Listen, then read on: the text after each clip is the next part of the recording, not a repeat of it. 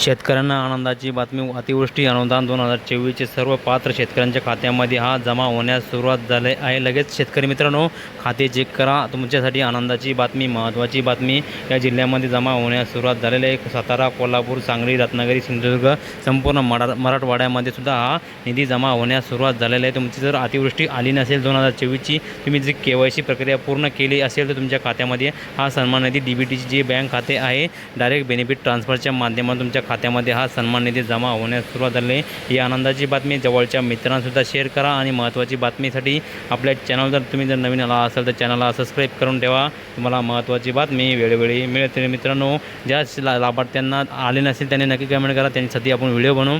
तुमचा जिल्हा कोणता ते सुद्धा कमेंट करा. तुम्हाला किती पैसे आले ते सुद्धा कमेंट करू शकता. तुमच्या खरंच पैसे आले का?